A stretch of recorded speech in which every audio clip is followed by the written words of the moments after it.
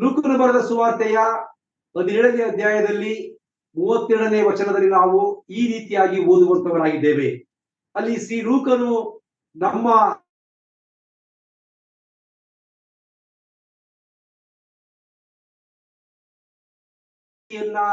ನೆನಪಿಗೆ ತಂದುಕೊಳ್ಳಿರಿ ಎಂಬುದಾಗಿ. ಈಗಾಗಲೇ ನಾನು ಅನೇಕ ಸಂದೇಶಗಳಲ್ಲಿ ತಿಳಿಸಿರುವ ಪ್ರಕಾರವಾಗಿ ಲೋಟನ ಹೆಂಡತಿ ಯಾರು ಎಂಬುದಾಗಿ ನೋಡುವಾಗ ಆಕೆಯ ಹೆಸರು ಸತ್ಯವೇದದಲ್ಲಿ ಪ್ರಸ್ತಾಪವಾಗಿಲ್ಲ. ಹೀಗಿರುವಾಗ ಆಕೆ ಕೇವಲ ಲೋಟನ ಹೆಂಡತಿ ಎಂಬುದಾಗಿ ಕರೆಯಲ್ಪಡುವಂತದನ್ನು ನೋಡುವಂತವರಾಗಿದ್ದೇವೆ. ಕೇವಲ ಒಬ್ಬ ಸ್ತ್ರೀಯ ಬಗ್ಗೆ ಇಷ್ಟು ಉಲ್ಲೇಖವನ್ನು ನಾವು ಸತ್ಯವೇದ ನೋಡುವಾಗ ಯಾಕೆ ಲೋಟನ ಹೆಂಡತಿ ಬಹಳ ಪ್ರಾಮುಖ್ಯವಾದ ಸ್ಥಾನವನ್ನ ಪಡೆದುಕೊಂಡಿದ್ದಾಳೆ ಎಂಬುದಾಗಿ ನೋಡುವಾಗ ಆಕೆ ಲೋಕವನ್ನ ದೃಷ್ಟಿಸಿ ನೋಡುವಂತವಳಾಗಿದ್ದಳು. ಬೇಸಿಕಲಿ ನಾವು ನೋಡ್ತೇವೆ, ಲೋಟನ ಹೆಂಡತಿಯು ಈ ಲೋಕದ ಸಂಗತಿಗೆ ಆಕೆ ಸಾದೃಶ್ಯಳಾಗಿದ್ದಾಳೆ. ಲೋಟನು ಸ್ವಲ್ಪ ಮಟ್ಟಿನ ಆತ್ಮಿಕನಾಗಿದ್ದನು. ಆತನು ಸ್ವಲ್ಪ ಮಟ್ಟಿನ ಆತ್ಮಿಕನಾಗಿದ್ದರೂ ಕೂಡ ಆತನ ಕುಟುಂಬವನ್ನ, ಆತನ ಆತ್ಮಿಕತೆ, ಆತನ ಜೀವಿತ ಉಳಿಸಿಕೊಳ್ಳಲಿಕ್ಕೆ ಸಾಧ್ಯವಾಗಲಿಲ್ಲ. ಯಾಕೆ ಎಂಬುದಾಗಿ ಹೇಳುವಾಗ ಲೋಟನು ಪರಿಪೂರ್ಣವಾದಂತಹ ಆತ್ಮಿಕತೆಯನ್ನು ಆತನು ಹೊಂದಿರಲಿಲ್ಲ. ಆತನಿಗೆ ಆತ್ಮಿಕತೆ ಏನೆಂಬುದಾಗಿ ಗೊತ್ತಿತ್ತು, ಸತ್ಯದೇವರು ಯಾರೆಂಬುದಾಗಿ ಗೊತ್ತಿತ್ತು. ಹೀಗಿರುವಾಗ ಆತನು ತನ್ನ ಆತ್ಮಿಕತೆಯನ್ನ ತನ್ನ ಕುಟುಂಬದೊಂದಿಗೆ ಆತನು ಹಂಚಿಕೊಳ್ಳುವುದನ್ನ ನಾವು ಎಲ್ಲೂ ನೋಡುವುದಿಲ್ಲ. ಹಾಗಾಗಿ ಲೋಟನ ವಿಷಯದಲ್ಲಿ ನೋಡುವಾಗ ನಾವು ಲೋಟನಿಗಿಂತಲೂ ಹೆಚ್ಚಾಗಿ ಲೋಟನ ಹೆಂಡತಿಯನ್ನ ನಾವು ಈ ಲೋಕದಲ್ಲಿ ನೆನೆಸಿಕೊಳ್ಳಬೇಕೆಂಬುದಾಗಿ ಸತ್ಯವೇದ ನಮಗೆ ತಿಳಿಸುವಂತದ್ದಾಗಿದೆ. ಲೋಟನಾದರೂ ಅಬ್ರಹಾಮನೊಟ್ಟಿಗೆ ಜೀವಿಸಿದಂತವನು. ಅಬ್ರಹಾಮನೊಟ್ಟಿಗೆ ಆತನು ಜೀವಿಸುವಾಗ ಅಬ್ರಹಾಮನನ್ನು ನೋಡ್ತೇವೆ ನಾವು.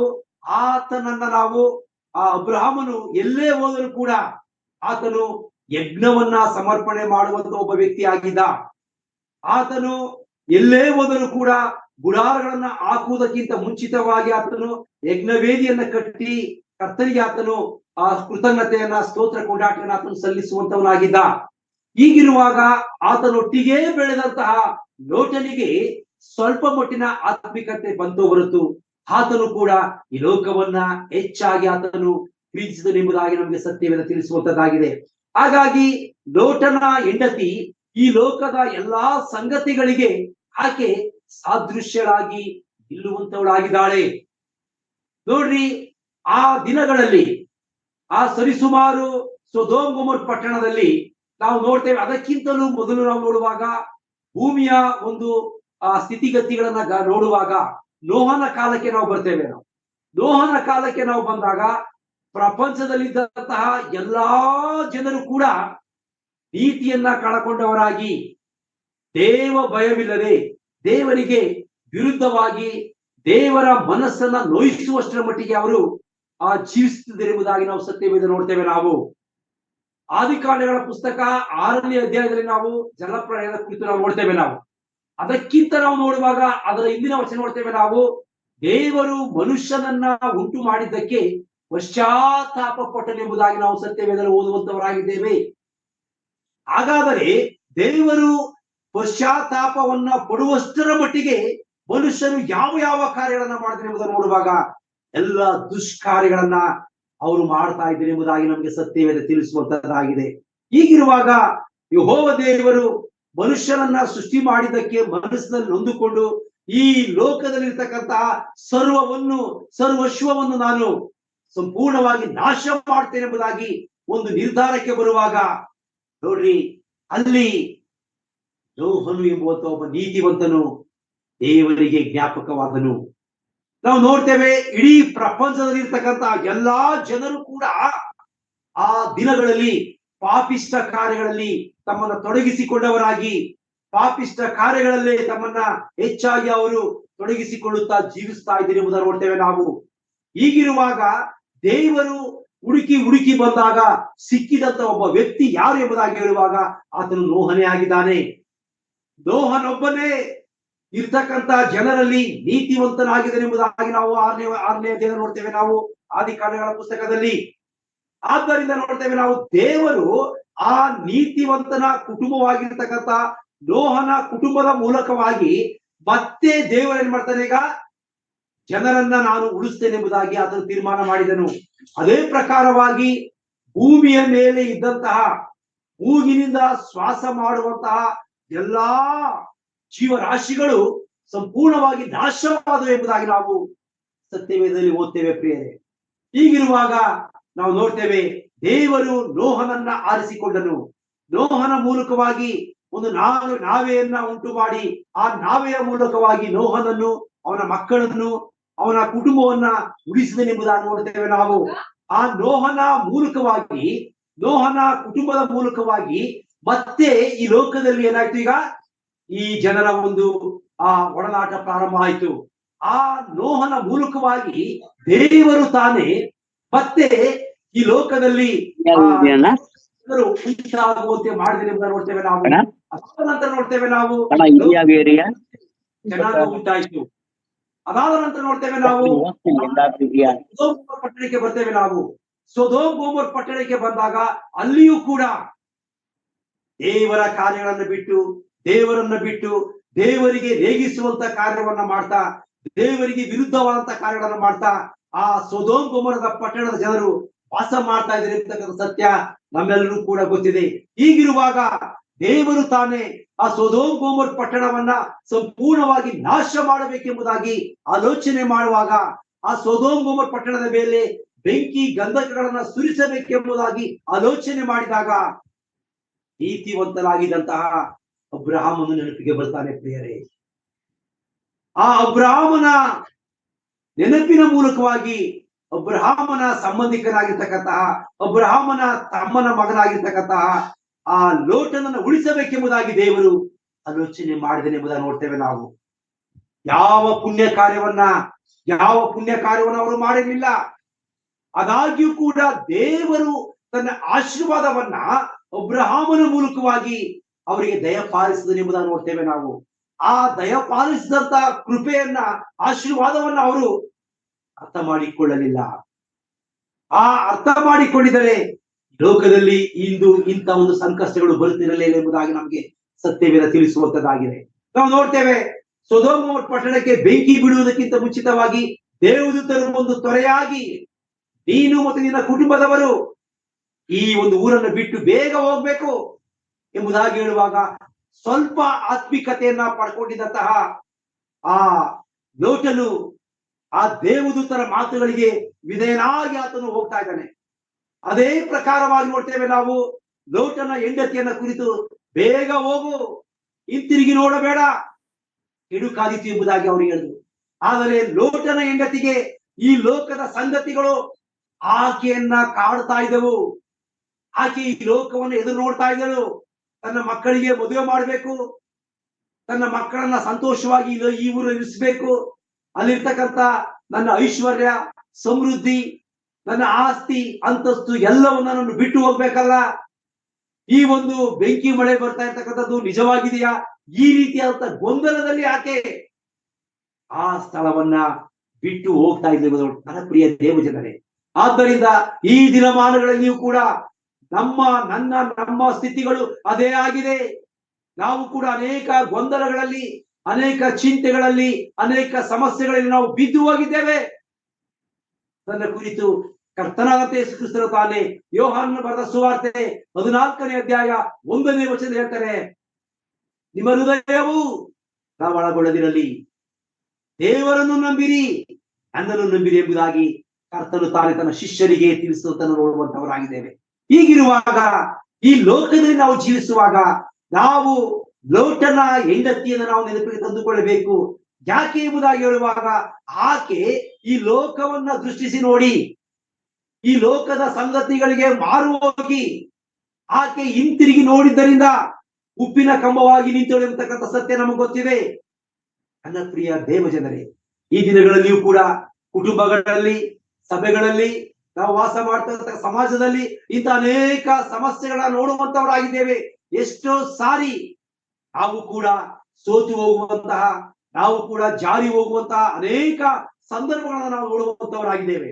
ಒಂದು ಸಾರಿ ಒಬ್ಬ ಗುರು ತನ್ನ ಎಲ್ಲಾ ಬೋಧನೆಗಳನ್ನ ಮುಗಿಸಿ ಅವರಿಗೆ ಆ ಮಕ್ಕಳನ್ನ ಕುರಿತು 3 ಜನರನ್ನ ಆರಿಸ್ಕೊಂಡು ಅವರಿಗೆ ಈ ಲೋಕದ ಸಂಗತಿಗಳನ್ನ ಇವ್ರು ಎಷ್ಟರ ಮಟ್ಟಿಗೆ ಅರ್ಥ ಮಾಡ್ಕೊಂಡಿದ್ದಾರೆ, ಎಷ್ಟರ ಮಟ್ಟಿಗೆ ಇವರು ಈ ಲೋಕದ ಸಂಗತಿಗಳನ್ನ ಅಥವಾ ನಾನು ಕಲಿಸಿರ್ತಕ್ಕಂತಹ ಪಾಠವನ್ನ ಇವರು ಗ್ರಹಿಸಿದ್ದಾರೆ, ತಿಳ್ಕೊಳ್ಬೇಕಂತಕ್ಕಂತ ಆಸೆ ಉಳ್ಳವನಾಗಿ ಅವರನ್ನ 3 ಜನರನ್ನ ಕರೆದು, ಬುದ್ಧಿವಂತ ವಿದ್ಯಾರ್ಥಿಗಳನ್ನ ಕರೆದು 3 ಜನರಿಗೂ 3 ತಟ್ಟೆಗಳಲ್ಲಿ ಒಂದೇ ರೀತಿಯಾದಂತಹ ಊಟವನ್ನು ಹಾಕೊಡ್ತಾರೆ.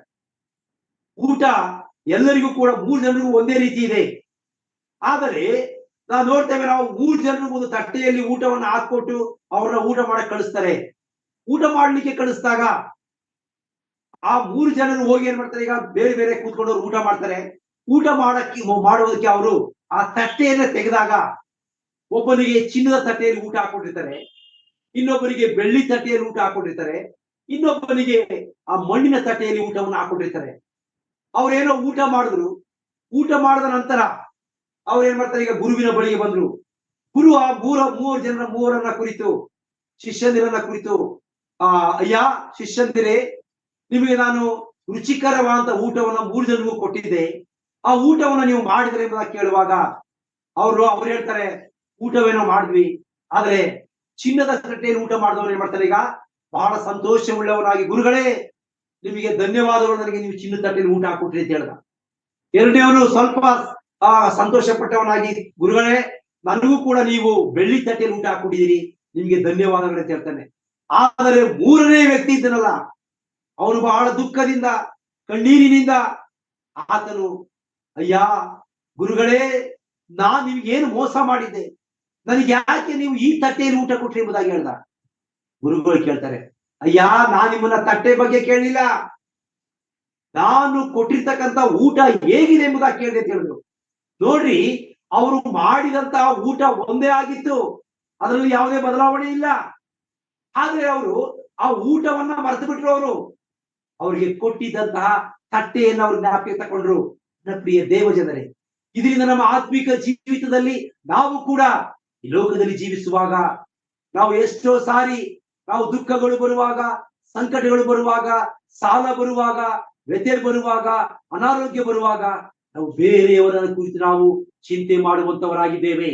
ಹೇಗೆ ಆ ಗುರು, ನೀವು ತಟ್ಟೆಯನ್ನು ನೋಡಬಾರದು, ಊಟವನ್ನು ನೋಡಬೇಕಾಗಿತ್ತು ಎಂಬುದಾಗಿ ಹೇಳ್ದ, ಅದೇ ಪ್ರಕಾರವಾಗಿ ಈ ಲೋಟನ ಹೆಂಡತಿ ನಮಗೆ ಈ ದಿನ ಒಂದು ಪಾಠವನ್ನ ಕಲಿಸ್ತಾ ಇದ್ದಾರೆ. ಆ ಪಾಠ ಏನೆಂಬುದಾಗಿ ಹೇಳುವಾಗ, ನಾವು ಈ ಲೋಕದಲ್ಲಿ ಜೀವಿಸುವಾಗ ಲೋಕದ ಸಂಗತಿಗಳನ್ನ, ಲೋಕವನ್ನ ನಾವು ದೃಷ್ಟಿಸಿ ನೋಡಬಾರದು.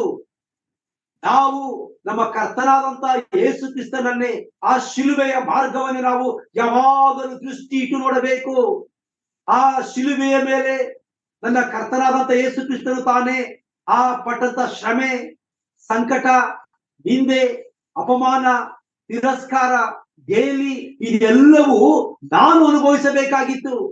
ಆದರೆ ನನ್ನ ಕರ್ತನು ನನಗೋಸ್ಕರ, ನಮಗೋಸ್ಕರ ಕ್ರೂಜೆ ಮೇಲೆ 3 ಮೊಳೆಗಳ ಮೂಲಕವಾಗಿ ತೂಗು ಹಾಕಲ್ಪಟ್ಟವನಾಗಿ ಆ ಒಂದು ಭಯಂಕರವಾಗಿರ್ತಕ್ಕಂಥ ಮರಣ ವ್ಯಾಧಿಯಿಂದ ನನ್ನನ್ನು ಬಿಡಿಸಿದ್ದಾನೆ.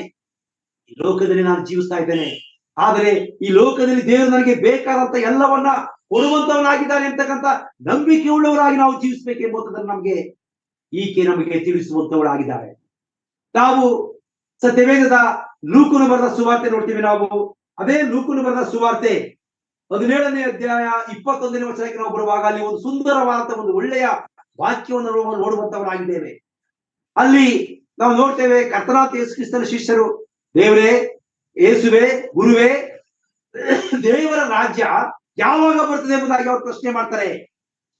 ಕರ್ತನಾದಂತ ಯೇಸು ಕ್ರಿಸ್ತನ ವಾಕ್ಯಗಳನ್ನ ಕೇಳಿದಂತ ಶಿಷ್ಯರು ಕೇಳುವಂತ ಪ್ರಶ್ನೆ, ದೇವರ ರಾಜ್ಯವು ಯಾವಾಗ ಬರ್ತದೆ ಎಂಬುದಾಗಿ ಹೇಳುವಾಗ ಕರ್ತನಾದಂತ ಯೇಸು ಕ್ರಿಸ್ತರು ತಾನೇ 21ನೇ ವಚನದಲ್ಲಿ ಅವರಿಗೆ ಕೊಡುವಂತ ಉತ್ತರ, ದೇವರ ರಾಜ್ಯವು ನಿಮ್ಮಲ್ಲಿ ಅದೇನು ತಿಳಿದುಕೊಳ್ಳಿರಿ. ಯೇಸು ಕ್ರಿಸ್ತರು ತಾನೇ ಹೇಳಿದಂತ ಮಾತು, ದೇವರ ರಾಜ್ಯ ಬೇರೆ ಎಲ್ಲೂ ಇಲ್ಲ. ಈಗೋ ದೇವರು ಅಲ್ಲಿದ್ದಾನೆ, ಈಗೋ ದೇವರು ಇಲ್ಲಿದ್ದಾನೆ ಎಂಬುದಾಗಿ ಹೇಳುವಾಗ ನೀವು ನಂಬಬೇಡ್ರಿ. ದೇವರ ರಾಜ್ಯವು ನಿಮ್ಮಲ್ಲಿಯೇ ಇದೆ ಎಂಬುದಾಗಿ ದೇವರು ತಾನೇ, ಯೇಸು ಕ್ರಿಸ್ತನು ತಾನೇ ಶಿಷ್ಯರಿಗೆ ಹೇಳಿದಂತಹ ವಾಕ್ಯವನ್ನು ನೋಡುವಂತವರಾಗಿದೆ. ಹಾಗಾದರೆ ದೇವರ ರಾಜ್ಯ ಯಾರಲ್ಲಿದೆ? ದೇವರ ರಾಜ್ಯವು ನಂಬಿರುವಂತಹ ಪ್ರತಿಯೊಬ್ಬ ವಿಶ್ವಾಸಿಯಲ್ಲಿಯೂ ಇದೆ. ಒಬ್ಬರು ಕೇಳಿದ್ರಂತೆ ಸುವಾರ್ತೆ ಅಂದ್ರೆ ಎಂಬುದಾಗಿ. ಸುವಾರ್ತೆ ಅಂದ್ರೆ ಏನು ಅಂತಂದ್ರೆ ನಮ್ಮ ಜೀವಿತವೇ ಒಂದು ಸುವಾರ್ತೆ. ನಾನು ಹೇಗೆ ಜೀವಿಸ್ತಾ ಇದ್ದೇನೆ ಎಂಬುವಂಥದ್ದೇ ಸುವಾರ್ತೆ. ಹಾಗಾದರೆ ಆರಾಧನೆ ಅಂದ್ರೆ ಏನು? ಆರಾಧನೆ ಅಂದ್ರೆ ಏನಪ್ಪಾ ಅಂತಂದ್ರೆ ನಾವು ಒಂದು ವಾರದಲ್ಲಿ ಹೇಗೆಲ್ಲ ನಾವು ಜೀವಿಸ್ತೇವೆ ಅಂತಕ್ಕಂಥದ್ದೇ ಆ ಒಂದು ವಾರದ ಸಾರಾಂಶವೇ ಆರಾಧನೆ. ನಾವು ಆರಾಧನೆಯಲ್ಲಿ ಪಾಲು ತಗೊಳ್ತೇವೆ. ಹಾಗಾಗಿ ನಾವು ನಮ್ಮ ಜೀವಿತ ಹೇಗಿದೆ, ಹೇಗೆ ನಾವು ಜೀವಿಸ್ತಾ ಇದ್ದೇವೆ ಅಂತ ನಾವು ಮತ್ತೆ ಮತ್ತೆ ನಾವು ಮೆಲುಕು ಹಾಕುವಂತವರಾಗಿರ್ಬೇಕು ಪ್ರಿಯರೇ. ಅದನ್ನೇ ತರ ನಮಗೆ ಈ ಸತ್ಯವೇದದ ಮೂಲಕವಾಗಿ ಲೋಟನ ಹೆಂಡತಿ ನಮಗೆ ಬೋಧಿಸುವಂತವಳಾಗಿದ್ದಾಳೆ. ದೇವರ ರಾಜ್ಯವು ಬೇರೆ ಎಲ್ಲೂ ಇಲ್ಲ. ದೇವರ ರಾಜ್ಯವು ನಮ್ಮಲ್ಲಿಯೇ ಇದೆ. ನೋಡ್ರಿ, ದೇವರು ತಾನೇ ಆ ಒಂದು ಸ್ವರ್ಗದ ಒಂದು ಕಲ್ಪನೆಯನ್ನ ಕುಟುಂಬದಲ್ಲಿ ಕೊಟ್ಟಿದ್ದಾನೆ. ಕುಟುಂಬದಲ್ಲಿರುವಂತಹ ಗಂಡ, ಹೆಂಡತಿ, ಮಕ್ಕಳು, ಮೊಮ್ಮಕ್ಕಳು ಸರ್ವರು ಕೂಡ ಕುಳಿತು ದೇವರ ಮುಂದೆ ಮೊಣಕಾಲೂರಿ ಪ್ರಾರ್ಥಿಸುವಾಗ ಅದೇ ಈ ಲೋಕದ ಒಂದು ವಿಧಿ ಸ್ವರ್ಗವಾಗಿರುವಂತದ್ದಾಗಿದೆ. ಅದನ್ನೇ ತಾನೇ ದೇವರು ಬಯಸುವಂತವನಾಗಿದ್ದಾನೆ. ಪ್ರಿಯ ದೇವ ಜನರೇ, ಈ ರಾತ್ರಿ ವೇಳೆ ನಾವು ಕೂಡ ಕುಟುಂಬಸ್ಥರಾಗಿ ನಾವು ಸೇರಿದ್ದೇವೆ. ಕುಟುಂಬದಲ್ಲಿ ನಾವು ಯಜಮಾನರಾಗಿರ್ತೇವೆ. ಕುಟುಂಬದಲ್ಲಿ ನಾನು ಯಜಮಾನಿಯಾಗಿರ್ತೇನೆ, ನಾನು ಯಜಮಾನನಾಗಿರ್ತೇನೆ, ಕುಟುಂಬದಲ್ಲಿ ನಾನು ತಂದೆ ಆಗಿರ್ತೇನೆ, ಕುಟುಂಬದಲ್ಲಿ ನಾನು ಮಗನಾಗಿರ್ತೇನೆ. ಹೀಗಿರುವಾಗ ನಮ್ಮ ಜವಾಬ್ದಾರಿಗಳು ಏನು? ನಾವು ಹೇಗೆ ಜೀವಿಸಬೇಕು? ಸತ್ಯ ಮಾರ್ಗದಲ್ಲಿ ನಾವು ಹೇಗೆ ನಾವು ನಡ್ಕೊಳ್ಳಬೇಕೆಂಬುದನ್ನು ನಮಗೆ ಸತ್ಯವೇದ ತಿಳಿಸುವಂತದ್ದಾಗಿದೆ.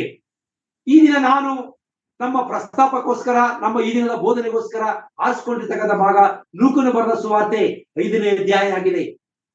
ಕಳೆದ ಒಂದು ಸಂಚಿಕೆಯಲ್ಲಿ ನಾನು 4ನೇ ಲೂಕನು ಬರೆದ ಸುವಾರ್ತೆ 4ನೇ ಅಧ್ಯಾಯದ ಕುರಿತು ನಾನು ನಿಮಗೆ ತಿಳಿಸಿಕೊಟ್ಟೆ. ಆ 4ನೇ ಅಧ್ಯಾಯದ ಕೊನೆಯ ಭಾಗ ನೋಡ್ತೇವೆ ನಾವು. ಕರ್ತನಾದಂತ ಯೇಸು ಕ್ರಿಸ್ತನು ತಾನೇ ಪೇತ್ರನ ಮನೆಗೆ ಭೇಟಿ ಕೊಟ್ಟಿದ್ದಾರೆ.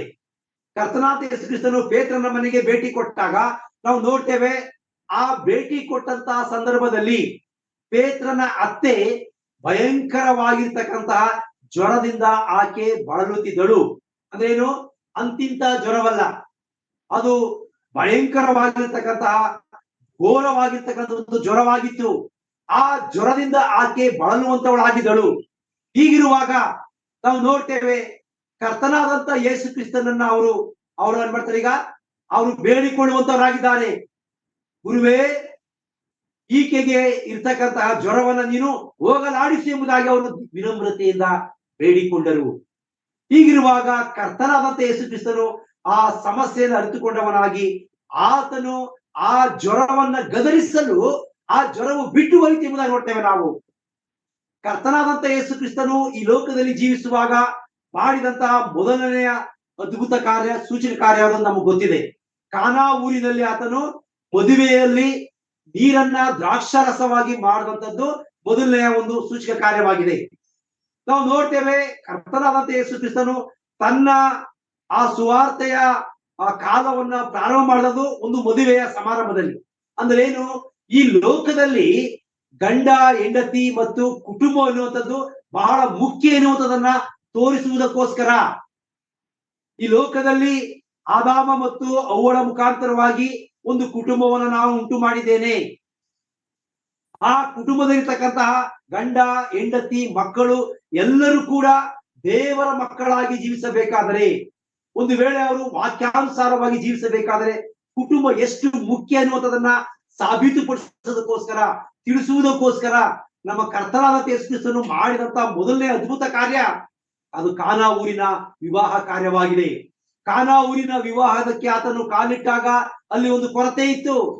ಆ ಕೊರತೆಯ ಮುಖಾಂತರವಾಗಿ ನಾವು ನೋಡ್ತೇವೆ, ಆ ಒಂದು ಮದುವೆ ಮಾಡುವಂತ ಯಜಮಾನನ ಮರ್ಯಾದೆ ಹೋಗುವಂತದ್ದಾಗಿತ್ತು. ಆತನು ಅದನ್ನ ಅರಿತವನಾಗಿ ಆತನ ಮರ್ಯಾದೆಯನ್ನ ಉಳಿಸುವುದಕ್ಕೋಸ್ಕರ, ಆ ಕೊರತೆಯನ್ನ ನೀಗಿಸುವುದಕ್ಕೋಸ್ಕರ ಆತನು ನೀರನ್ನ ದ್ರಾಕ್ಷಾರಸವಾಗಿ ಮಾಡಿದ ನೋಡ್ತೇವೆ. ಇದು ಏನ್ ತೋರಿಸ್ತದೆ? ನಾವು ಮೊದಲನೇದಾಗಿ ನಾವು ವಿವಾಹ ಕಾರ್ಯಕ್ಕೆ ನಮ್ಮನ್ನು ನಾವು ತೊಡಗಿಸಿಕೊಂಡಿದ್ದೇವೆ. ವಿವಾಹವು ಮಾನ್ಯವಾದಂಥದ್ದು.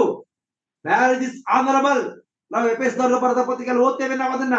ಹಾಗಾಗಿ ವಿವಾಹ ಕಾರ್ಯವು ಅದು ಶ್ರೇಷ್ಠವಾಗಿರುವುದರಿಂದ, ವಿವಾಹ ಕಾರ್ಯವು ಮಾನ್ಯವಾಗಿರುವುದರಿಂದ, ಪ್ರತಿಯೊಬ್ಬ ವಿಶ್ವಾಸಿಯು ಕೂಡ ಮದುವೆಯ ಕಾರ್ಯದಲ್ಲಿ ಇರುವುದರಿಂದ ಆತನಿಗೆ ಮದುವೆ ಇರ್ತಕ್ಕಂಥದ್ದು ಬಹಳ ಮುಖ್ಯವಾಗಿದೆ.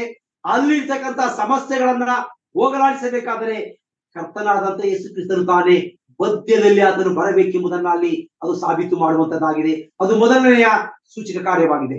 ನಂತರ ನೋಡ್ತೇವೆ ನಾವು ಎರಡನೆಯ ಸೂಚಕ ಕಾರ್ಯ ಯಾವುದು? ಈ ಒಂದು ಪೇತ್ರನ ಅತ್ತೆಯ ಜ್ವರವನ್ನ ಹೋಗಲಾಡಿಸತಕ್ಕದ್ದು.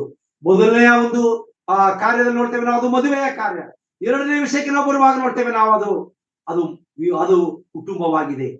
ಕರ್ತನು ತಾನೇ ನಮ್ಮ ವಿವಾಹ ಕಾರ್ಯವನ್ನು ಆಶೀರ್ವಾದ ಮಾಡಿ ಅದಾದ ನಂತರ ಕುಟುಂಬದಲ್ಲಿ ನಮ್ಮನ್ನ ಆತನು ಆಶೀರ್ವಾದ ಮಾಡುವಂತವನಾಗಿದ್ದಾನೆ. ಹೇಗೆ ಆಶೀರ್ವಾದ ಮಾಡುವಂತವನಾಗಿದ್ದಾನೆ? ನಾವು ನಮ್ಮ ಕರ್ತನಾದಂತ ಯೇಸು ಕ್ರಿಸ್ತನನ್ನ ನಾವು ಆಹ್ವಾನ ಮಾಡಬೇಕು. ನಮ್ಮ ಕುಟುಂಬಕ್ಕೆ ಆತನ ನಾವು ಬರುವಂತೆ ನಾವು ಬೇಡಿಕೊಳ್ಳಬೇಕು. ಆತನು ನಮ್ಮ ಕುಟುಂಬಕ್ಕೆ ಬರುವಾಗ ನಮ್ಮ ಕುಟುಂಬದ ಸಮಸ್ಯೆಗಳನ್ನ, ನಮ್ಮ ಚಿಂತೆಗಳನ್ನ, ದುಃಖಗಳನ್ನ, ಭಾರಗಳನ್ನ, ಸಾಲಗಳನ್ನ, ನಮ್ಮ ಎಲ್ಲ ಅನೇಕ ಚಿಂತೆಗಳನ್ನ ಕರ್ತನ ಮುಂದೆ ನಾವು ಮೊಣಕಾಲೂರಿ ನಾವು ಬೇಡಿಕೊಳ್ಳುವಂತವರಾಗಿರಬೇಕು. ಕರ್ತನಾದಂತ ಯೇಸು ಕ್ರಿಸ್ತನು ತಾನೇ ಸಿಮೋನ್ ಪೇತ್ರನ ಮನೆಗೆ ಅತ್ತೆ ಮನೆಗೆ ಬಂದಾಗ ಆಕೆ ಜ್ವರದಿಂದ ಬಳಲ್ತಾ ಇದ್ದರು. ಅಲ್ಲಿದ್ದಂತವ್ರು ಏನ್ ಮಾಡ್ತಾರೆ ಈಗ ನೋಡ್ತೇವೆ ನಾವು, ಅಲ್ಲಿ ಅವ್ರು ಏನ್ ಮಾಡ್ತಾರೆ ಈಗ ಆಕೆಯ ವಿಷಯದಲ್ಲಿ ಆತನನ್ನು ಬೇಡಿಕೊಂಡರು. ನಾವು 4ನೇ ಅಧ್ಯಾಯ 39ನೇ ವಚನಕ್ಕೆ ಬರುವಾಗ ನೋಡ್ತೇವೆ ನಾವು, ಆಕೆಯ ವಿಷಯದಲ್ಲಿ ಅವರು ಆತನನ್ನ ಬೇಡಿಕೊಂಡ್ರು ಎಂಬುದನ್ನು ನೋಡ್ತೇವೆ. ಪ್ರಿಯ ದೇವಜನರೇ, ಕುಟುಂಬದಲ್ಲಿ ಹೆಂಡತಿಗೋಸ್ಕರ, ಗಂಡನಿಗೋಸ್ಕರ, ಮಕ್ಕಳಿಗೋಸ್ಕರ, ತಂದೆ ತಾಯಿಗಳಿಗೋಸ್ಕರ, ಕುಟುಂಬಸ್ಥರಿಗೋಸ್ಕರ, ಎಲ್ಲಾ ಕಾರ್ಯಗಳಿಗೋಸ್ಕರ ನಾವು ಬೇಡುವಂತವರಾಗಿರಬೇಕು. ಆಗ ತಾನೇ ಕರ್ತನು ನಮ್ಮ ಸಮಸ್ಯೆಗಳನ್ನ, ನಮ್ಮ ದುಃಖಗಳನ್ನ ಆತನು ಹೋಗಲಾಡಿಸುವಂತವನಾಗಿದ್ದಾನೆ. ನನ್ನ ಪ್ರಿಯ ದೇವಜನರೇ, ಈ ದಿನಗಳಲ್ಲಿ ನಾವು ಕಷ್ಟಗಳು ಬಂದಾಗ, ಸಂಕಟಗಳು ಬಂದಾಗ, ಚಿಂತೆಗಳು ಬಂದಾಗ, ಭಾರಗಳು ಬಂದಾಗ ನಾವು ಕರ್ತನನ್ನ ನಾವು ದೃಷ್ಟಿಸದೆ ಲೋಕವನ್ನೇ ನಾವು ದೃಷ್ಟಿಸುವಂತವರಾಗಿದ್ದೇವೆ. ಆ ಲೋಕವನ್ನ ನಾವು ದೃಷ್ಟಿಸುವಾಗ ನಾವು ಕೂಡ ಲೋಟನ ಹೆಂಡತಿಯ ಸ್ವಭಾವವನ್ನ ನಮ್ಮೊಟ್ಟಿಗೆ ಇಟ್ಟುಕೊಂಡಿದ್ದೇವೆ ಎಂಬುದನ್ನ ಸತ್ಯವೇದ ನಮಗೆ ತಿಳಿಸುವಂತದ್ದಾಗಿದೆ. ನನ್ನ ಪ್ರಿಯ ದೇವಜನರೇ, ಈ ರಾತ್ರಿ ವೇಳೆ ನಾವು ಕುಟುಂಬಸ್ಥರಾಗಿ ಸೇರಿದ್ದೇವೆ. ನಮ್ಮ ಕುಟುಂಬದಲ್ಲಿರುವಂತಹ ಎಲ್ಲ ಸಮಸ್ಯೆಗಳ ನಿಮಿತ್ತವಾಗಿ, ದುಃಖಗಳ ನಿಮಿತ್ತವಾಗಿ ನಾವು ನಮ್ಮ ಸಮಸ್ಯೆಗಳನ್ನ, ದುಃಖಗಳನ್ನ ಬೇರೆಯವರ ಮುಂದೆ ನಾವು ಹಂಚಿಕೊಳ್ಳದೆ, ಬೇರೆಯವರಿಗೆ ನಾವು ತಿಳಿಸದೆ, ನಮ್ಮ ಎಲ್ಲಾ ಸಮಸ್ಯೆಗಳನ್ನ ಕರ್ತನ ಮುಂದೆ ನಾವು ಅರಿಕೆ ಮಾಡುವಾಗ, ಬೇಡಿಕೊಳ್ಳುವಾಗ, ಹೇಗೆ ಆತನು ಆಕೆಯ ಜ್ವರವನ್ನ ಗದರಿಸಿದನೋ, ಗದರಿಸಿದ ಕೂಡಲೇ ಆಕೆಯ ಜ್ವರ ಬಿಟ್ಟು ಹೋಯಿತು, ಅದೇ ರೀತಿಯಾಗಿ ನಮ್ಮ ಸಮಸ್ಯೆಗಳು ಕೂಡ ಅವು ದೂರವಾಗಿ, ನಾವು ಹೇಗೆ ಪೇತ್ರನ ಅತ್ತೆ ಎದ್ದು ಅವರನ್ನ ಸತ್ಕಾರ ಮಾಡಿದಳೋ ಅದೇ ಪ್ರಕಾರವಾಗಿ ನಾವು ನಮ್ಮ ಸಮಸ್ಯೆಗಳಿಂದ ಹೊರಬರುವಂತವರಾಗಿದ್ದೇವೆ. ಮೊದಲನೇ ವಿಷಯ. ಅದಾದ ನಂತರ ನೋಡ್ತೇವೆ ನಾವು ಮಾಡುವಂತ ತಪ್ಪುಗಳು ಹೇಗಿರ್ತೇವೆ ಅಂತ. ರಾತ್ರಿ ಎಲ್ಲ ಏನಾಗಿದೆ, ಯೇಸು ಕ್ರಿಸ್ತನು ತಾನೇ ಆ ಮನೆಗೆ ಬಂದು ಪ್ರಾರ್ಥನೆ ಮಾಡಿದ್ದಾರೆ, ಬೋಧನೆ ಮಾಡಿದ್ದಾರೆ. ಹೆಚ್ಚಾಗಿ ಅವರ ಕಣ್ಣ ಮುಂದೆನೆ ಒಂದು ಸೂಚಕ ಕಾರ್ಯವನ್ನ, ಅದ್ಭುತ ಕಾರ್ಯವನ್ನ ಮಾಡಿದ್ದಾರೆ. ಆದ ನಂತರ ನೋಡಿ, ಪೇತ್ರನು ಮತ್ತು ಅವನ ಪರಿವಾರದವ್ರು ಏನ್ ಮಾಡ್ತಾರೆ, ಈಗ ಅದೇ ರಾತ್ರಿ ಅವರು ಆ ಸಂದರ್ಭವನ್ನ ಮರೆತು ಬಿಟ್ರು. ಈಗ ಅವರ ಅತ್ತೆ ವಾಸಿ ಆದಂತದ್ದು, ಆ ಜ್ವರ ಬಿಟ್ಟು ಹೋದಂತದ್ದು, ಯೇಸು ಕ್ರಿಸ್ತನಿಗೆ ಹೇಳಿದಂತ ವಾಕ್ಯ ಎಲ್ಲವನ್ನು ಮರೆತರು ಅವರು. ಈಗ ಏನ್ ಮಾಡಿದ್ರು, ಈಗ ಅವರು ತಮ್ಮ ಮಾಮೂಲಿ ಕಸುಬಿನ ಪ್ರಕಾರವಾಗಿ ಅವರು ಮೀನು ಹಿಡಿಯಲಿಕ್ಕೆ ಹೋದರು. ಕರ್ತನಾದಂತ ಯೇಸು ಕ್ರಿಸ್ತನು ಅವರಿಗೆ ಸುವಾರ್ತೆಯನ್ನು ಹೇಳಿ ಪ್ರಾರ್ಥನೆಯನ್ನ ಮಾಡಿ ಆತನು ಪ್ರಾರ್ಥನೆ ಮಾಡುವುದಕ್ಕೋಸ್ಕರ ಅಡವಿಗೆ ಹೋದನು.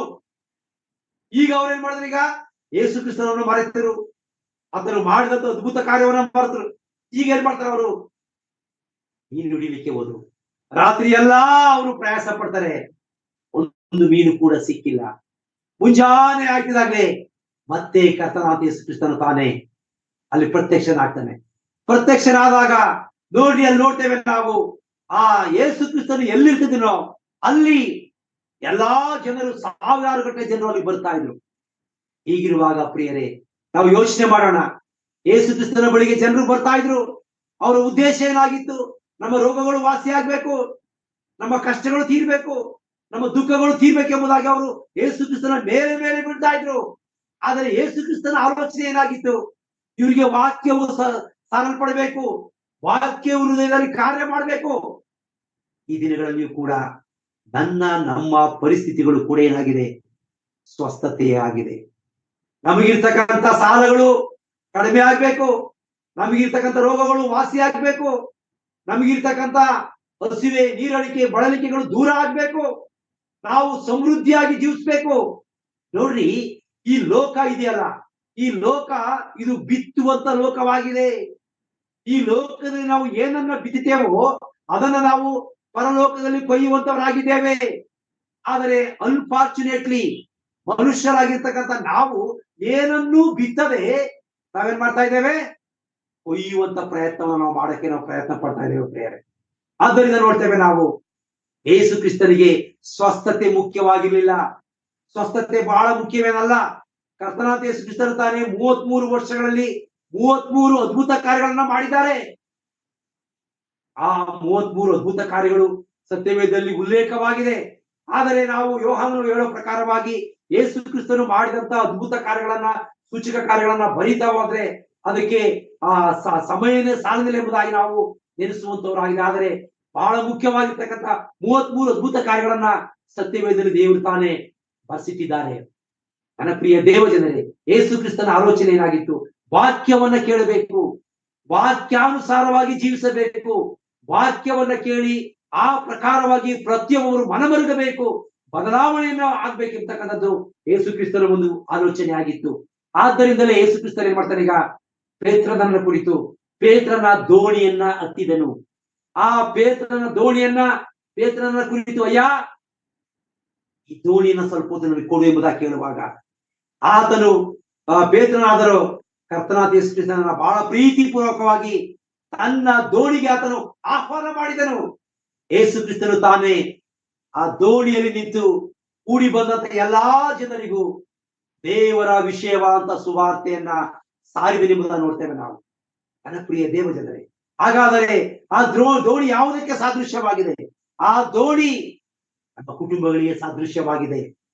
ನಮ್ಮ ಕುಟುಂಬ ಎಂಬತಕ್ಕಂಥ ದೋಣಿಯಲ್ಲಿ ಕರ್ತನಾದಂತ ಯೇಸು ಕ್ರಿಸ್ತನು ಬರುವಾಗ ನಾವು ಆಹ್ವಾನ ಮಾಡಬೇಕು.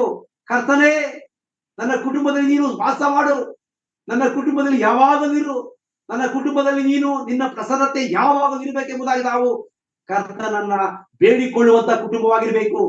ಯಾಕೆ ಎಂಬುದಾಗಿ ಹೇಳುವಾಗ ನೋಡ್ರಿ, ಈ ಲೋಕ ಇದೀನ ಭಯಂಕರ ಆಯೋಮಯವಾಗಿರ್ತಕ್ಕಂಥ ಅಲ್ಲಕಲ್ಲೋಲವಾಗಿರ್ತಕ್ಕಂಥ ಲೋಕವಿದೆ.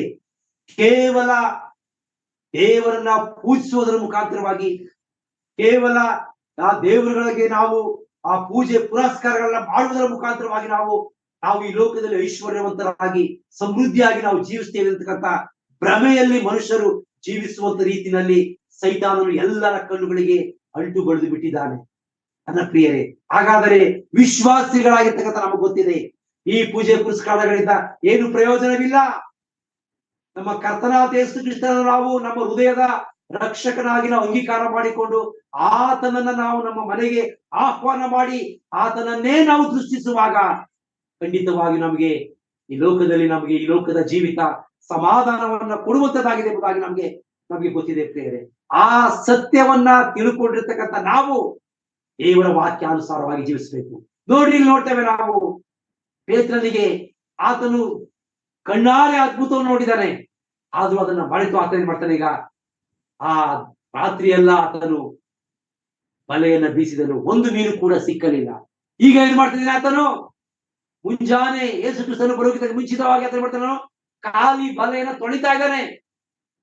ಆ ಖಾಲಿ ಬಲೆಯನ್ನ ತೊಳಿತಾ ಇರ್ಬೇಕಾದಾಗ ನೋಡ್ರಿ, ಕರ್ತನಾದ ಯೇಸು ಕ್ರಿಸ್ತನು ಬಂದು ಅವನನ್ನ ಕುರಿತು, ನೀನು ಮಧ್ಯಕ್ಕೆ ನೀನು ಮಾಡಿಗ ನೀನು ಆಳವಾದಂತ ಸ್ಥಳಕ್ಕೆ ನೀನು ಏನ್ ಮಾಡು, ನೀನು ದೋಣಿಯನ್ನ ನಡೆಸಿ ಎಂಬುದಾಗಿ ಹೇಳ್ದ. ಆಳವಾದಂತ ಸ್ಥಳಕ್ಕೆ ಬಂದ್ರು. ಆಳವಾದ ಸ್ಥಳಕ್ಕೆ ಬಂದಾಗ ನೋಡ್ರಿ, ಪೇತ್ರನೇನು ಸುಲಭ ಅಲ್ಲ. ಆತನು ಭಯಂಕರವಾಗಿರ್ತಕ್ಕಂಥ ಬುದ್ಧಿವಂತನಾಗಿದ್ದನು. ಮೀನು ಹಿಡಿಯುವುದರಲ್ಲಿ ಆತನು ಬಹಳವಾದಂತ ಒಂದು ಅನುಭವ ಉಳ್ಳವನಾಗಿದ್ದನು. ಎಲ್ಲಿ ಮೀನು ಸಿಗ್ತದೆ, ಹೇಗೆ ಮೀನು ಸಿಗ್ತದೆ, ಎಲ್ಲಿ ಬಲೆ ಹಾಕಿದ್ರೆ ನಮಗೆ ತುಂಬಾ ಮೀನು ಎಲ್ಲವೂ ಗೊತ್ತಿತ್ತು ಅವನಿಗೆ. ನೋಡ್ರಿ, ಈಗ ಏನ್ ಮಾಡ್ತಾನೆ ಆತನು? ಕರ್ತನಾದಂತ ಯೇಸು ಕ್ರಿಸ್ತನು ಹೇಳಿದ ಪ್ರಕಾರವಾಗಿ ಆಳವಾದಂತ ಸ್ಥಳಕ್ಕೆ ಆತನು ದೋಣಿಯನ್ನ ನಡೆಸಿಕೊಂಡು ಹೋಗುವಾಗ ಕರ್ತನು ತಾನೇ ಹೇಳಿದಂತ ಒಂದೇ ಮಾತು, ಇಲ್ಲಿ ಬಲೆಯನ್ನ ಹಾಕು ಎಂಬುದಾಗಿ. ಆತನು ಅಲ್ಲಿ ಬಲೆಯನ್ನ ಹಾಕಿದನು. ಬಲೆಯನ್ನ ಹಾಕಿದ ಒಂದೇ ಕ್ಷಣದಲ್ಲಿ ನೋಡ್ತೇವೆ ನಾವು ಬಲೆಯ ತುಂಬಾ ಮೀನುಗಳು, ಆ ಬಲೆ ಹರಿದು ಹೋಗುವಷ್ಟು ಮೀನುಗಳು.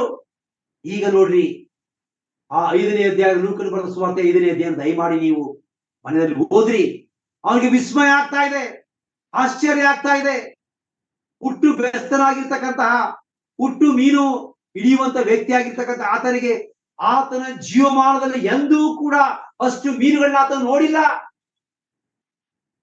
ಆತನು ಬೇರೆಯವ್ರನ್ನ ಕೂಗ್ತಾ ಇದ್ದಾನೆ.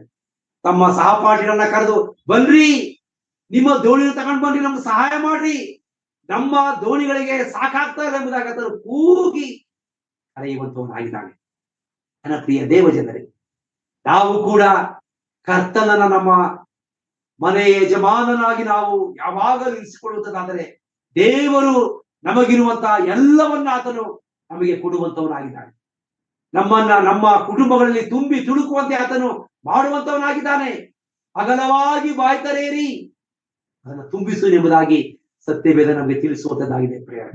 ನನ್ನ ಪ್ರಿಯ ದೇವ ಜನರೇ, ಹೀಗಿರುವಾಗ ನೋಡ್ರಿ, ಆ ಕ್ಷಣದಲ್ಲೇ ಹೇಗೆ ಆ ಮೀನುಗಳು ಬಂದು ಎಂಬುದನ್ನು ನೋಡುವಾಗ ಆ ಮೀನುಗಳು ಕೂಡ ಕರ್ತನಾದಂತ ಯೇಸು ಕ್ರಿಸ್ತನ ಸ್ವರವನ್ನ ಕೇಳಿದವು. ಯಾಕೆ ಎಂಬುದಾಗಿ ನೋಡುವಾಗ ಆಕಾಶವು ಆತನ ಸಿಂಹಾಸನ, ಭೂಮಿಯು ಆತನ ಪಾದಪೀಠ.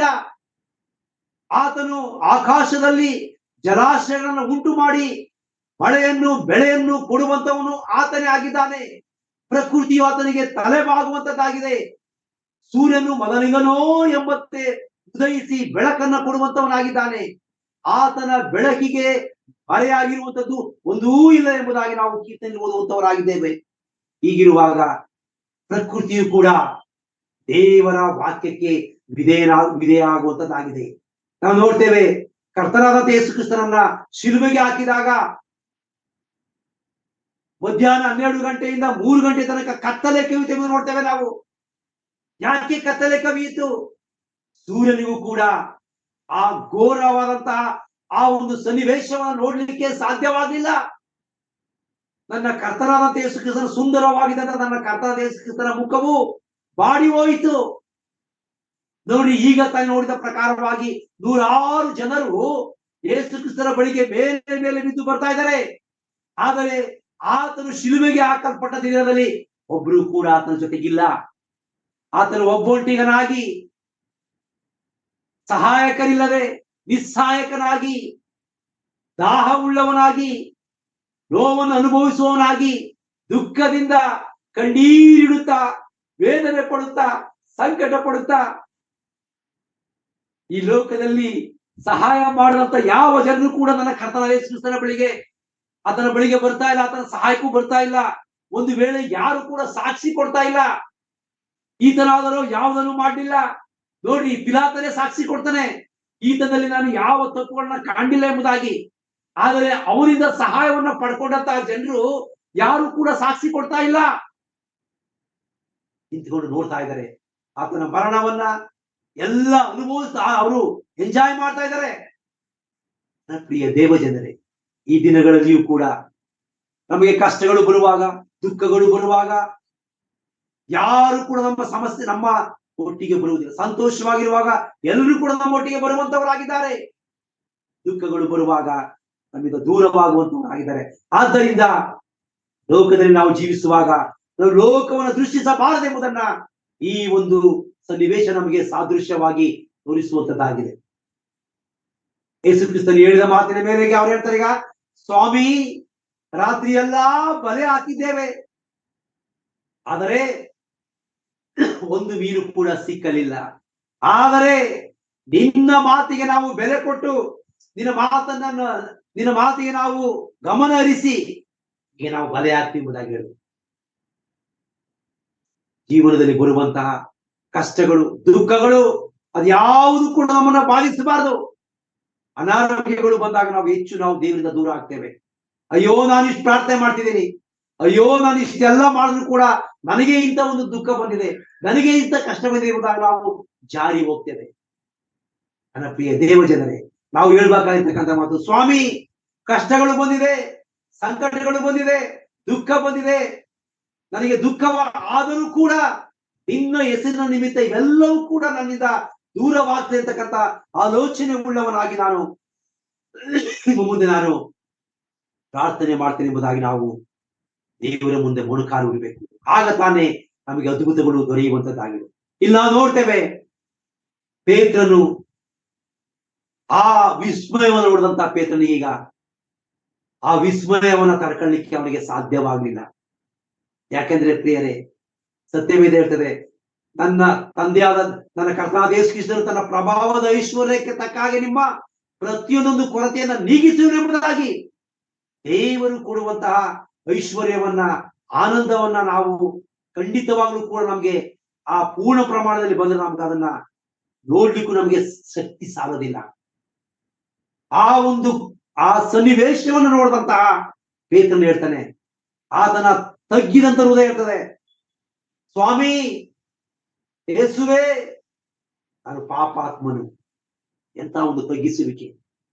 ಆ ಒಂದು ಸೂಚಕ ಕಾರ್ಯದಿಂದ ಆತನು ಹೇಳಿದಂತ ಮಾತು, ಸ್ವಾಮಿ ನಾನು ಪಾಪಿಷ್ಟನು, ನಾನು ಪಾಪಿಷ್ಟನು.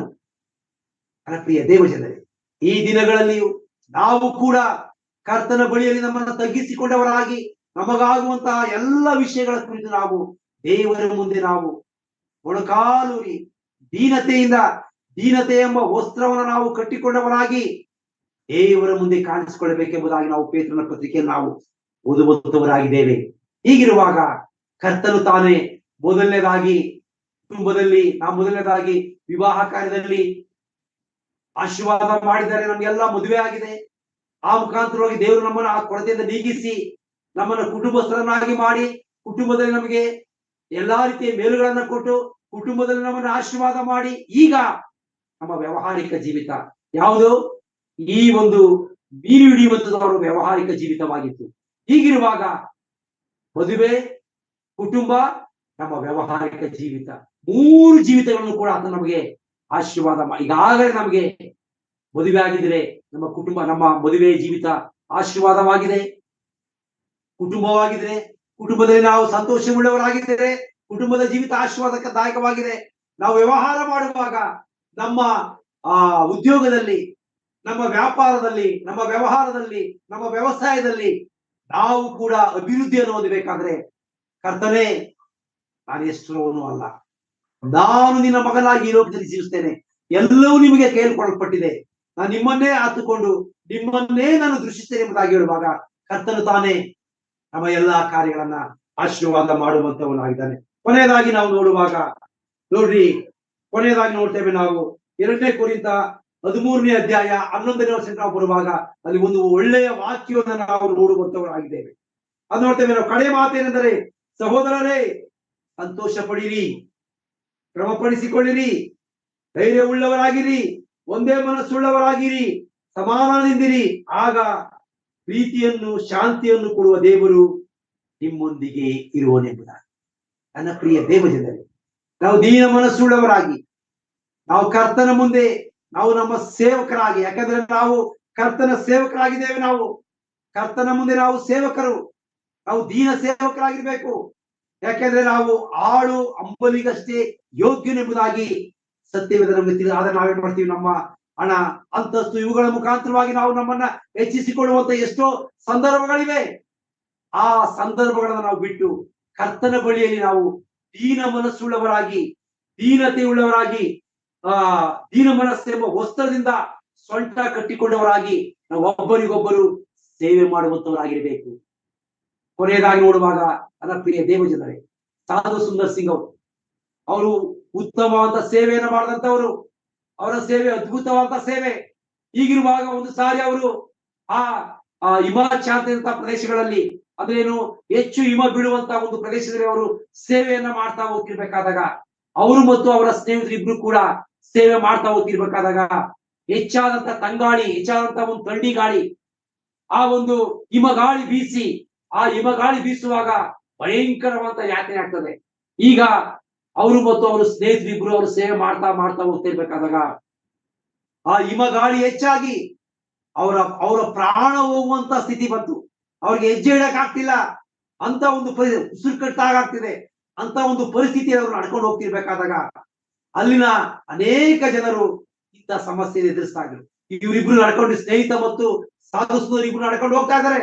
ನಡ್ಕೊಂಡು ಹೋಗ್ತಾ ಹೋಗ್ತಾ ಹೋಗ್ತಾ ಇರ್ಬೇಕಾದಾಗ ದಾರಿಯಲ್ಲಿ ನೋಡ್ತಾರೆ, ಹಾಗಾಗ್ಲೇ ಒಬ್ಬ ವ್ಯಕ್ತಿ ಅರೆ ಜೀವವಾಗಿ ಆ ಕೊರೆಯುವ ಚಳಿಯನ್ನ ಸಹಿಸ್ಕೊಳಕ್ಕಾಗದೆ ಆತನು ಇನ್ನೇನು ಜೀವ ಹೋಗುವಂತ ಸ್ಥಿತಿಯಲ್ಲಿ ಆತನು ಬಿದ್ದಿದ್ದಾನೆ. ಸಾಧು ಸುಂದರ್ ಅವರಿಗೆ ಮನಸ್ಸು ಒಪ್ಪಲಿಲ್ಲ. ತನ್ನ ಸ್ನೇಹಿತನನ್ನ ಕುರಿತು ಈತನಿಗೂ ನಾವು ಸಹಾಯ ಮಾಡ್ಬೇಕೆಂಬುದಾಗಿ ಹೇಳುವಾಗ ಆತನ ಸ್ನೇಹಿತರಿಗೆ ಬಹಳ ಕೋಪ ಬಂತು. ನಾವೇ ಕಷ್ಟಪಟ್ಟು ನಡೀತಾ ಇದ್ದೀವಿ ಈ ಹಿಮಚಾಲಿತ ಪ್ರದೇಶದಲ್ಲಿ, ಈ ಹಿಮದಲ್ಲಿ, ಈ ಚಳಿಯಲ್ಲಿ ನಮ್ಮ ಪ್ರಾಣವೇ ಹೋಗ್ತಾ ಇದೆ. ಹೀಗಿರುವಾಗ ನೀನು ಇವನನ್ನು ಕೂಡ ನಾವು ಉಳಿಸಲು ಎಂಬುದಾಗಿ ಹೇಳ್ತಾ ಇದೆಯಲ್ಲ, ಇದು ನನ್ನಿಂದ ಸಾಧ್ಯವಿಲ್ಲ ಎಂಬುದಾಗಿ ಸಾರಸಗಟಾಗಿ ತಳ್ಳಾಕಿ ಆತನ ಏನ್ ಮಾಡ್ತಾನೆ, ಈಗ ಜಗಳ ಆಡ್ಕೊಂಡು ಸಾಧು ಸುಂದರ್ ಸಿಂಗ್ ಅವರನ್ನ ಬಿಟ್ಟು ಅವನು ದೂರ ಹೋಗೋದಕ್ಕೆ ಪ್ರಯತ್ನ ಪಟ್ಟು ಅವರನ್ನ ಬಿಟ್ಟು ಹೋಗ್ತಾನೆ. ಈ ಒಂದು ವ್ಯಕ್ತಿಯನ್ನ ಬಿಟ್ಟು ಹೋಗ್ಲಿಕ್ಕೆ ಅವ್ರಿಗೆ ಮನಸ್ಸಿದೆ. ಅವ್ರು ಏನ್ ಮಾಡ್ತಾರೆ, ಈಗ ಸಾಧು ಸುಂದರ್ ಏನ್ ಮಾಡಿದ್ರೆ, ಈಗ ಆ ವ್ಯಕ್ತಿಯನ್ನ ನೋಡಿದ್ರು. ಆತನು ಇನ್ನೇನೋ ಪ್ರಾಣ ಹೋಗುವಂತ ಸ್ಥಿತಿಲಿದ್ದ. ಆತನನ್ನು ಎತ್ಕೊಂಡು ಹೇಗಾದ್ರೂ ಮಾಡಿ ಆತನನ್ನು ಬದುಕಿಸ್ಬೇಕು ಅಂತ ಏನ್ ಮಾಡ್ತೀವಿ, ಅವರು ತನ್ನ ಹೆಗಲ ಮೇಲೆ ಹಾಕೊಂಡು ಒಂದೊಂದೇ ಹೆಜ್ಜೆಯನ್ನು ಇಡ್ತಾ ಹೋದ್ರು. ಅವರು ಯಾವಾಗ ಇವರ ಬೈ ಮೇಲೆ ಬೀಳ್ತೋ ಇವ್ರಿಗೂ ಕೂಡ ಈಗ ರಕ್ತ ಸಂಚಾರ ಹೆಚ್ಚಾಯ್ತು. ರಕ್ತ ಸಂಚಾರ ಹೆಚ್ಚಿ ಅವ್ರಿಗೆ ನಡೆಯೋದಕ್ಕೆ ಅನುಕೂಲ ಆಯ್ತು. ಅವ್ರಿಗೇನೋ ಸಂತೋಷ ಆಯ್ತು, ಉಸಿರಾಡೋದಕ್ಕೆ ಅನುಕೂಲ ಆಯ್ತು. ಈಗ ಆ ಹೆಗಲ ಮೇಲೆ ಹಾಕೊಂಡಿದ್ದಂತ ವ್ಯಕ್ತಿಗೂ ಅವರು ನಡ್ಕೊಂಡು ಹೋಗ್ತಾ ಇರ್ಬೇಕಾದಾಗ ಇವರ ಶಾಖ ತಾಗಿ ಅವನಿಗೂ ಕೂಡ ಈಗ ಸ್ವಲ್ಪವಾಗಿ ಜೀವ ಬರೋಕೆ ಶುರುವಾಯ್ತು. ಈಗ ಅವನು ಪ್ರಜ್ಞೆ ಉಳ್ಳವನಾಗಿ ಅವನು ಎದ್ದು ನಿಂತ್ಕೊಂಡ. ಸಾಧು ಸುಂದರ್ ಅವರಿಗೆ ಬಹಳ ಸಂತೋಷ ಆಯ್ತು, ಬಹಳ ಖುಷಿ ಆಯ್ತು. ಅಲ್ಲೇ ಮೊಣಕಾಲು ಹೊಡೆದ್ರು, ಪ್ರಾರ್ಥನೆ ಮಾಡಿದ್ರು, ಸ್ವಾಮಿ ಜೀವ ಹೋಗ್ತಾ ಇದ್ದಂತ ಇವನನ್ನು ಉಳಿಸ್ತಂತ ಒಂದು ಕೃತಜ್ಞತಾ ಭಾವ ನನಗಿದೆ ಎಂಬುದಾಗಿ ಅವರು ಸಂತೋಷ ಉಳ್ಳವರಾಗಿ ಅವರಿಬ್ರು ಈಗ ನಡ್ಕೊಂಡು ಹೋಗ್ತಾ ಇದ್ದಾರೆ. ನಡ್ಕೊಂಡು ಹೋಗ್ತಾ ಇರ್ಬೇಕಾದಾಗ ದಾರಿಯಲ್ಲಿ ಮತ್ತೆ ಒಬ್ಬನ ನೋಡಿದ್ರು. ಅವನು ಅಲ್ಲಿ ಏನ್ ಮಾಡಿದಾನೆ, ಬಿದ್ದಿದ್ದಾನೆ. ಅಯ್ಯಯ್ಯೋ ಈತನನ್ನ ಉಳಿಸ್ತೆ, ಈತನೊಬ್ಬನು ಬಿದ್ದಿದ್ದಾನಲ್ಲ ಎಂಬುದಾಗಿ ಏನ್ ಮಾಡಿದ್ರು ಅವರು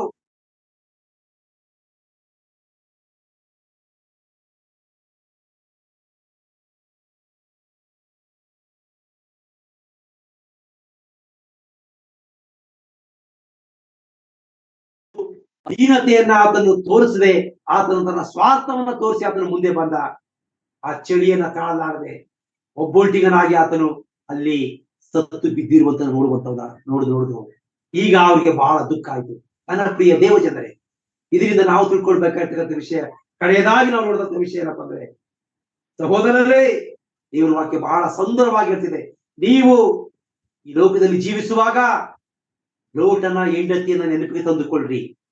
ಆ ಹೆಂಡತಿ ನೆನಪು ಮಾಡಿಕೊಳ್ಳುವಾಗ ನಿಮಗೆ ನಾನು ಕೊಡುವಂತ ಅಭಯ ಏನಪ್ಪ ಅಂದ್ರೆ, ಸಂತೋಷ ಪಡಿರಿ, ಕ್ರಮಪಡಿಸಿಕೊಳ್ಳಿರಿ ಮತ್ತು ಧೈರ್ಯವುಳ್ಳವರಾಗಿರಿ, ಒಂದೇ ಮನಸ್ಸುಳ್ಳವರಾಗಿರಿ, ಸಮಾಧಾನದಿಂದಿರಿ.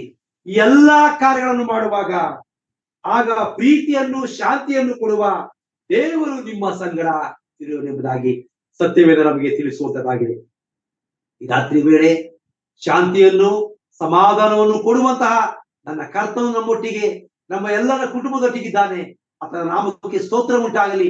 ಏನಾದರೂ ನಮ್ಮಲ್ಲಿ ಲೋಪಗಳಿದ್ದರೆ ಅದನ್ನು ನಾವು ಕ್ರಮಪಡಿಸಿಕೊಂಡವರಾಗಿ ಕರ್ತನ ಬಳಿಯಲ್ಲಿ ಜೀವಿಸುವಾಗ ಕರ್ತನು ತಾನೇ ನಮ್ಮೆಲ್ಲರನ್ನು ಆಶೀರ್ವಾದ ಮಾಡುವಂತವನಾಗಿದ್ದಾನೆ. ಹೀಗೆ ಇಷ್ಟೊತ್ತು ನಾವು ಕರ್ತನ ವಾಕ್ಯವನ್ನು ಕೇಳಲಿಕ್ಕಾಗುವಾಗ ಕರ್ತನು ಕೊಟ್ಟಂತ ಆಶೀರ್ವಾದದಾಯಕವಾದ ಸಮಯಕ್ಕೋಸ್ಕರ ಕರ್ತನಿಗೆ ನಾವು ಸ್ತೋತ್ರ ಕೊಂಡಾಟ ಸಲ್ಲಿಸ್ತಾ ಬರೋಣ.